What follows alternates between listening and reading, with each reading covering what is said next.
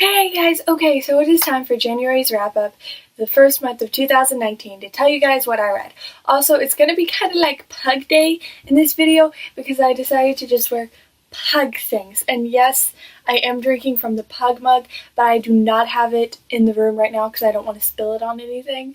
But I am drinking my coffee out of the Pug mug. So it really is kind of Pug Day.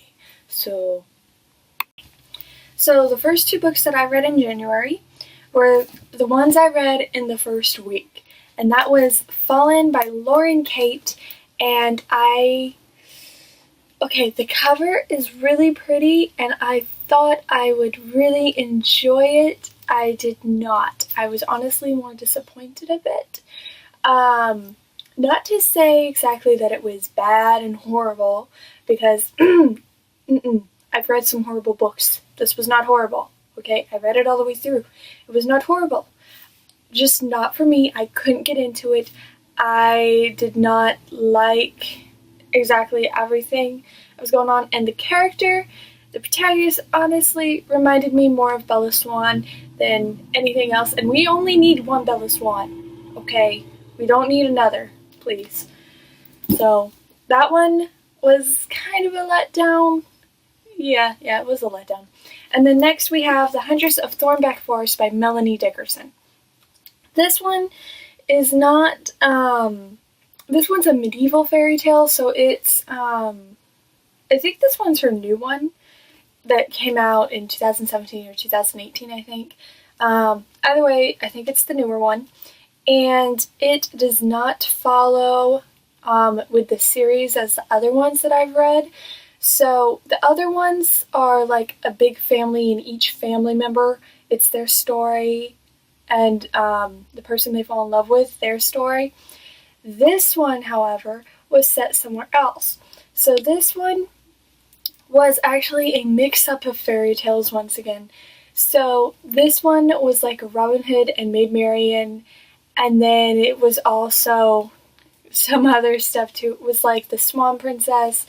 It was like several things all just combined, and it made it really unpredictable and really good, and I just loved this one as much as the others. Maybe slightly more? No, I can't.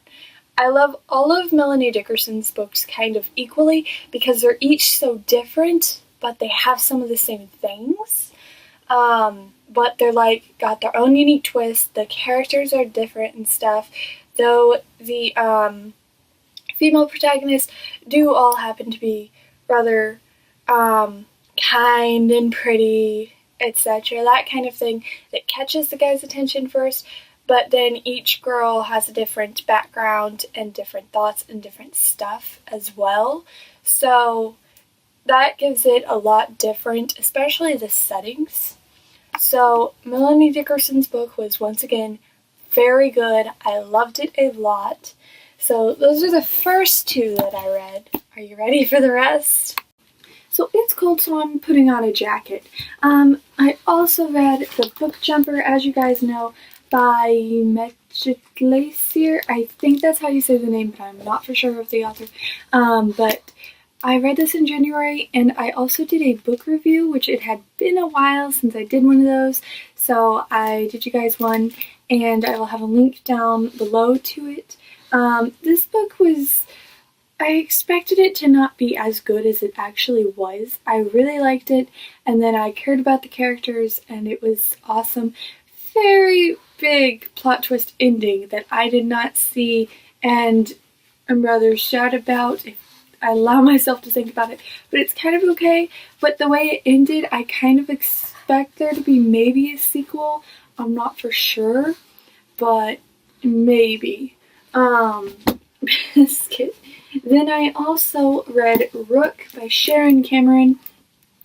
So if you guys have been here for the past couple months, then you guys might know that I read The Forgetting by Sharon Cameron, and I loved it. So this book is one of her other books. It is not to do with The Forgetting, but it's by the same author. And this one was really good, and I really liked it. It has to do with in the future, and it does take place in France.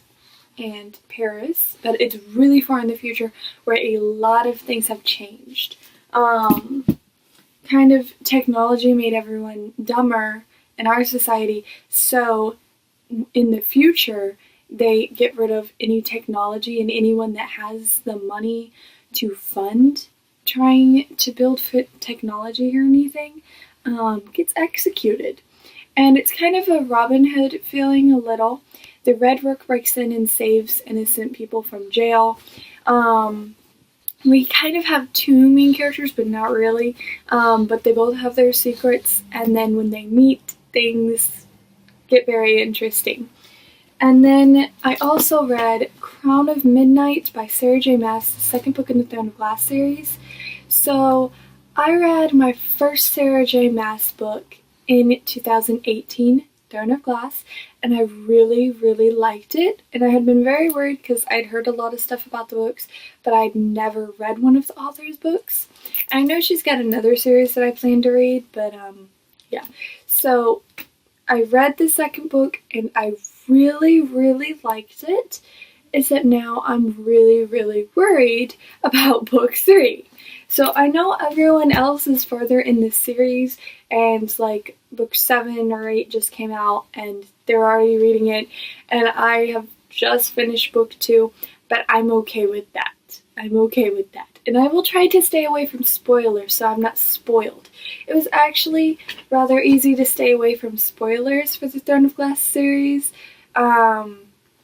So yeah, that's probably because I'm not looking for anything. I don't look up anything to do with it.